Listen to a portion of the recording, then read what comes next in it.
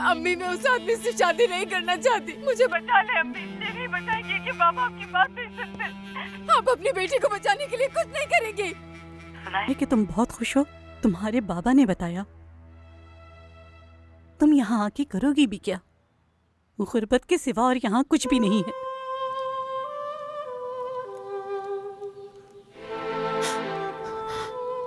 आज के बाद से आपकी कोई बेटी नहीं।